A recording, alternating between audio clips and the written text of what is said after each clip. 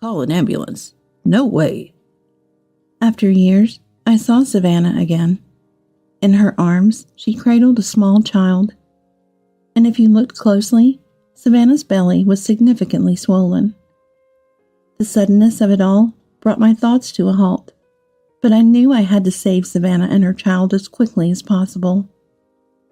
When I managed to gather my thoughts, Savannah made a certain request. My name is Emily, and I'm 60 years old. Currently, I'm helping my husband Jackson with his work, living a fulfilling life. Jackson is a potter. Originally, after graduating from college, I was just a regular office worker. However, a certain event led me to meet Jackson. At this event, potters sold their creations, and there were opportunities for pottery experiences. I wasn't interested in pottery, but a poster caught my eye, and I decided to give it a try. While looking around, I found a pottery workshop, and Jackson was the one who taught me. The experience got me so engrossed in pottery, seemingly out of nowhere, that I started visiting his home where he worked to buy his pieces. Jackson remembered me, and each meeting was filled with various conversations and excitement. Eventually, our relationship evolved from craftsman and customer to lovers. After 3 years of dating, we got married. Jackson told me to pursue whatever I wanted, but I was interested in pottery, so I decided to help him.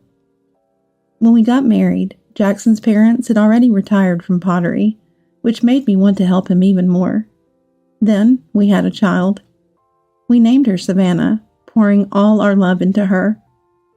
When Savannah was about 3 years old, Jackson and I wanted her to enjoy pottery, so we took her to the workshop, let her touch the creations, and even let her make some. Savannah, showcasing her innate talent, created wonderful pieces. It seemed like she found joy in pottery, happily looking at her own creations. Eventually, Savannah expressed her own desires. "I want to make plates," saying. Seeing her like this made me smile uncontrollably. As she grew, Savannah wanted to take over the family business, brightening our future even more. Jackson had several apprentices over the years, all kind and supportive of Savannah working with us in the future. After graduating high school, Savannah went to college, studying not only pottery, but also world history, culture, and arts. On her days off, when she didn't have to go to school, she helped with the family business, improving her skills. Having been taught by Jackson since she was young, her skills were astonishingly excellent. But Savannah never became complacent. Together with all the apprentices, she continued striving to spread the joy of pottery. 5 years after graduating college, Savannah was nearing 30, and I often thought about how quickly children grew up. Then one day, Savannah brought surprising news. "Mom, I'm getting married." "What? Married?" The sudden announcement shocked me, and I couldn't help but raise my voice. Savannah had a boyfriend since her college days. I had thought that they would eventually marry if things continued as they were, but hearing it for real left me speechless. The boyfriend's name is Benjamin. He had spoken to me a few times, and I thought highly of him. Savannah then shared the story leading up to their decision to marry. Apparently, the first proposal came around the time she graduated from college. Initially wanting to continue working with pottery at home, she asked for more time. True to his word, Benjamin gave her that time, continuing to propose over the years. Years later, when Savannah felt it was time to make a decision, she happened to see several photos of her friends with their children posted on social media. Seeing her friends happy made Savannah suddenly think that she should get married too. "I realized all my friends were married with kids, and there I was, not even close. After a lot of thinking, I decided I wanted to marry Benjamin." "That's how it was. Well, if that's what you've decided, neither Dad or I have anything to say against it." "Thank you." After accepting Benjamin's proposal, Savannah had some requests for him. Firstly, she wanted to continue working just as before, after marriage, and she didn't want to have children for a while. While it's true she saw her friends with children as happy, she wanted to keep her current lifestyle as much as possible after getting married. Benjamin agreed with her views, and so they decided to marry. However, there would inevitably be many changes from their previous life, and Savannah might find some of them bewildering. Their new home would be very close to ours, and I wanted to support them as much as possible. If you ever have any troubles, come straight to me. Okay, thank you. The sensation of my daughter getting married was novel to me. When she first told me, it felt surreal. But listening to Savannah, understanding her thoughts and plans reassured me. I hoped she would build a happy family. Yet this marriage would reveal Benjamin's true nature, leading to a crumbling of the happy life we envisioned. Savannah, having left home to live with Benjamin, seemed no different than before, visiting our home almost every day. However, 6 months into their marriage, I was informed they were moving far away due to Benjamin's job transfer. It turns out Benjamin had been warned of a possible transfer before marrying Savannah, but had kept it a secret. I couldn't fathom why he did that, but I guessed he feared Savannah might refuse marriage if she knew. Hearing this, I couldn't help feel distrustful of Benjamin. I wondered if he truly had Savannah's best interest at heart. Are you okay with this? I know it's odd to say, but what about asking for a long-distance job assignment? I wanted to continue my job too and suggested it, but he said he couldn't be without me. Since he's always accommodated my whims, I thought I should listen to his request this time. I see. If Savannah decided so, there was nothing more to say. I refrained from further comment. A few days after Savannah's report, they moved away quickly. The realization that they were truly gone saddened me. The apprentices who had grown close to her also felt the loss, highlighting Savannah's significant presence. Half a year later, as we were living our usual lives, Savannah called. She had given birth to a child, our first grandchild. While I was happy, several suspicions arose. If the baby was born a half a year later, it meant Savannah was already pregnant at the time of the move. She had said they didn't want children for a while, so had she changed her mind? Or had they decided to have a child knowing they were moving? Thinking of Savannah brought only growing distrust towards Benjamin. Are you okay with Benjamin, I mean? Benjamin? Oh yeah, it's fine. I see. If Savannah said she was fine, there was no further place for me to intrude.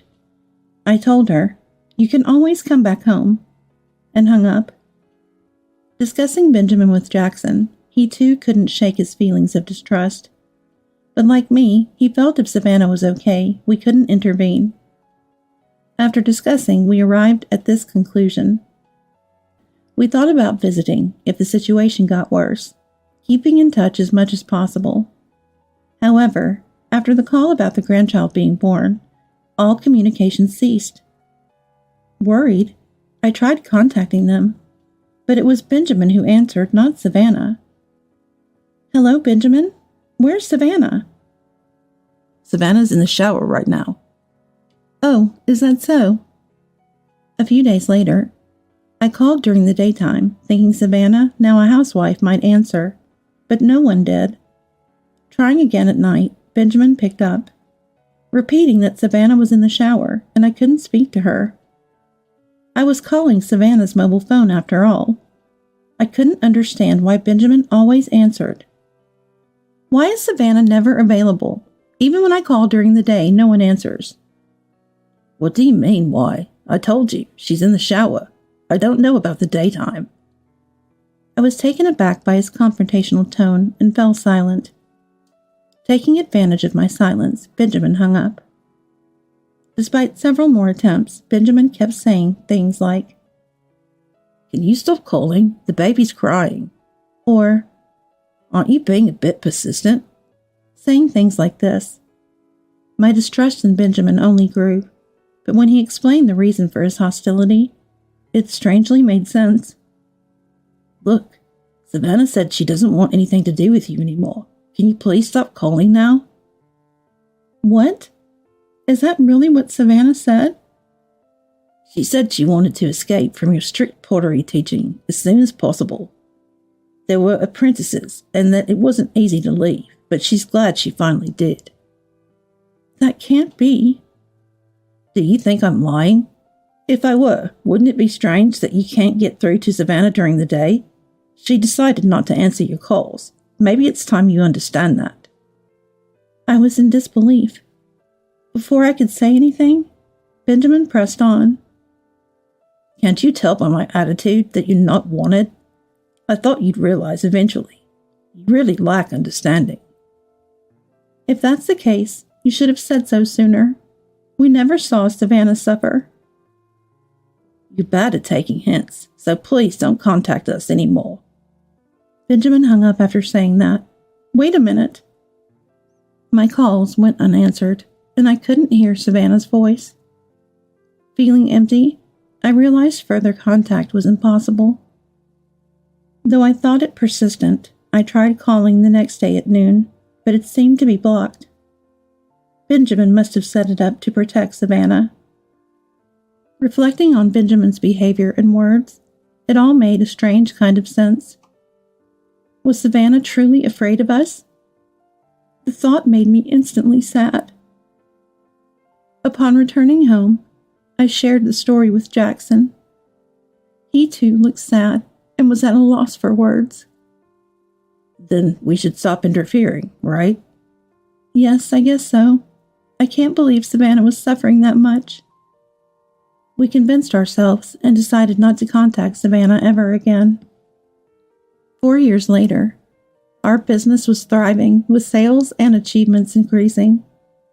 My income and achievements were higher than before, and not only my husband and I, but also my disciples were happy. The apprentices, happy with their progress, had come and gone, some becoming independent. We found someone willing to continue the family business, bringing us peace of mind. Not that we had forgotten Savannah. On the contrary, we worried daily. But to avoid frightening her further, we refrained from reaching out. Then one day, an unbelievable incident occurred. It was during a typhoon. The weather was severe, forcing us to close the business for the day. Despite the unfortunate weather, it was nice to spend time with my spouse. As it got darker outside and Jackson and I were sleeping, it must have been around 1 a.m. Suddenly, awakened by the doorbell. Who could it be at this hour? Jackson, too, woke up from the doorbell, turned on the light, and looked at me. Who is it at this hour? Who could it be? The doorbell continued to ring, and we hesitantly headed to the front door. Bracing himself, Jackson opened the door, and there an unexpected figure stood. Dad? Mom? Savannah? It was Savannah. In her arms, she held a girl, limp and unconscious. Surely our granddaughter. She seemed to be breathing but was clearly in a dangerous state, and upon closer inspection, Savannah's belly was swollen. Savannah, are you pregnant? Yes, 9 months. The child inside her could be in danger too. We should take them to the hospital before asking any questions. At that moment, please call an ambulance, Savannah pleaded. However, Jackson refused her request. Call an ambulance? No way. Surprisingly, Jackson spoke again to Savannah, this time with a gentle voice. With this typhoon, who knows when an ambulance could get here? I'll drive you to the emergency room. But Jackson had been drinking. Therefore, I prepared the car and took them to the hospital. Upon arrival, they were examined. The diagnosis was severe malnutrition for both Savannah and our granddaughter. Both were admitted to the hospital. Fortunately, the unborn child seemed unaffected. We hoped they would receive treatment and soon be well enough to leave. We decided to wait to hear the full story. Relieved to be at the hospital, Savannah lost consciousness during the examination. I had Jackson bring clothes for Savannah and our granddaughter, while I stayed sleeping by Savannah's side. The nurse would look after the granddaughter. Savannah's face bore signs of fatigue and sleep deprivation. Not knowing what happened since they moved, but it seemed her spirit was heavily taxed, I quietly waited for her to wake. Around 11 a.m., Savannah woke up. "Mom?" "Savannah." She seemed to have slept well, her complexion slightly better than the day before. Still, we couldn't let our guard down. I called a nurse to inform them that Savannah was awake. After the doctor's examination and returning to the room, I softly asked Savannah, "Savannah, are you okay?" I knew she wasn't fine, but I wasn't sure how to start the conversation without scaring her. Speaking gently, Savannah smiled weakly and replied, "Yeah, I'm okay. Thank you." "That's good. I'm sorry for startling you." "Don't be sorry. I was surprised." "But you're not a bother at all." Savannah didn't seem afraid of me at all. In fact, she appeared relieved. We continued our conversation as I helped her back into bed. Before being Benjamin's wife, she was my and Jackson's daughter. After all, as a parent, why did she come to my house in such a terrible state? Many questions about her terrible state and her late-night visit lingered. But I felt it best not to pry too much. I decided to wait until Savannah was ready to talk. Even if she never spoke about it, I wanted to respect her feelings. A few days later, Savannah had fully recovered, her smile seemingly brighter. The awkwardness of our reunion faded, and I felt relieved she was opening up to us. One day, as Jackson and I approached Savannah's room, she looked serious. I tried to interact with her as usual, wondering what was wrong. Despite her usual smile, something was different.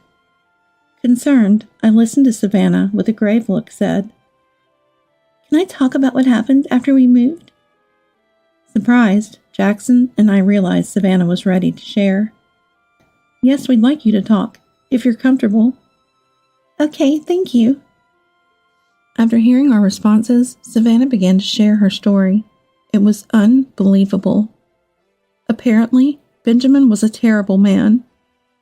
He had proposed, and at first she had accepted. Having been lovers for many years, she thought she knew everything about Benjamin, but Savannah came to know his true nature only after getting married. Benjamin was extremely possessive, always wanting her to only have eyes for him. He made her cut off all her friendships, didn't allow her to work, and forbade her from leaving the house. Her mobile phone was confiscated, and she was completely cut off from the outside world. The last contact she had before her phone was taken away was when she messaged me about the birth of her child. So why didn't she reach out for help? She thought it wouldn't be possible to get help. It seems Benjamin had convinced Savannah that we all hated her, that she could only rely on him. Shocked by these words, Savannah became too afraid to talk to us. There were various other restrictions in her daily life as well. She wasn't allowed to get proper sleep, was only allowed 1 meal a day, which was just a piece of bread. Even the use of the shower and the toilet was restricted to certain times, and those were the only times she could leave her room. Although I have never been in such a situation, just hearing about it was enough to understand how trapped she felt. The reason she managed to escape was because she saw her child lying weakly beside her. Since the birth, her child had been forced to live a far from decent life. She realized it was her lack of courage that led to this lifestyle. She thought even if something happened to her, she wanted her child to have a decent life at least. After much thought, escaping seemed to be the only option. Though she believed we hated her, she decided to return to her parents' home and seek help. Once she made up her mind, things moved quickly. Savannah sneaked away from Benjamin's watchful eye and ran away from the house. And that's how she ended up at our place. After hearing Savannah's story, everything made sense. Just to be sure, we asked if she was afraid of us, but she shook her head no. "Mom, he lied to you too, huh?" Yeah. When it's explained, it's easy to believe. I'm sorry I didn't notice anything. Savannah shook her head again at my words. Then we proceeded to inform the police and file a report. A female officer came to the hospital room to listen to the details. Taking the situation seriously, the police raided the house where Benjamin was supposed to be moving to, but by then he was already gone. Knowing that Savannah had escaped, he must have panicked and gone looking for her somewhere. This led to the realization that Benjamin could appear in front of Savannah at any time, and the police strengthened their patrol around the hospital and our home. A few weeks later, Savannah was discharged from the hospital after giving birth. The baby was born healthy, which was a relief. Eventually, everyone was discharged safely, and they began living in our house. For a while, we left the family business to an apprentice, and Jackson stayed home all the time, which was reassuring. It's still not safe to let our guard down, but it's nice to see Savannah smiling again like she used to.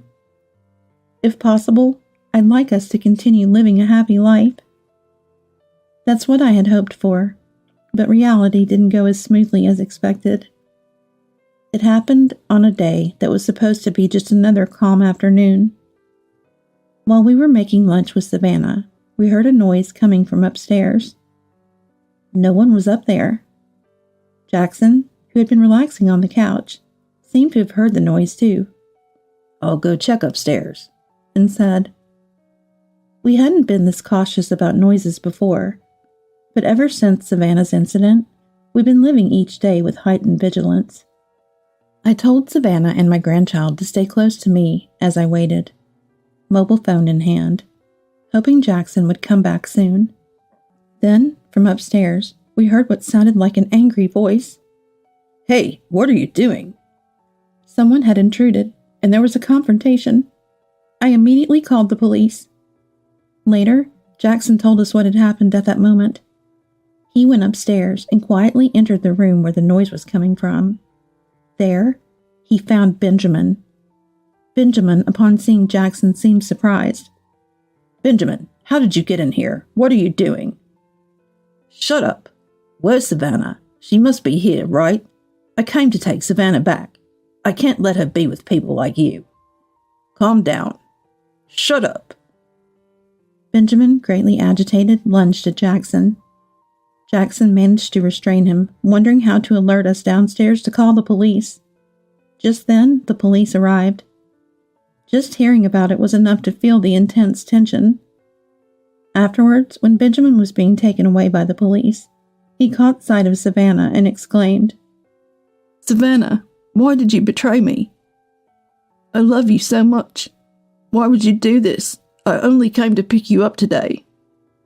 Benjamin's love for Savannah was completely twisted. Thinking about Savannah having to endure that kind of love was heart-wrenching. Glancing at Savannah, she had a sad look on her face. Then, Benjamin was rearrested for kidnapping, breaking and entering, and carrying a knife with the intent to harm me and Jackson, among other charges. It's hard to know what led Benjamin to express his love in such a distorted way, but I suspect it had something to do with his childhood. However, I heard that Benjamin's parents had passed away. What happened to Benjamin is something that only he might know now. Months later, Benjamin was convicted and sent to prison. This should keep us safe for a while. But given Benjamin's obsession, he might look for Savannah after his release. So we've been discussing as a family what to plan before that happens. For now, we're living happily in our home.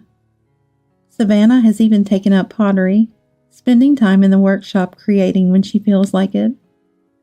My grandchild, initially wary, has now opened up, spending time playing or helping Savannah with her pottery. Despite the long periods we were apart, being together and seeing everyone's smiles is what makes me happiest. It warms my heart and makes me appreciate the beauty of family all over again. My only wish now is to keep everyone's smiles safe.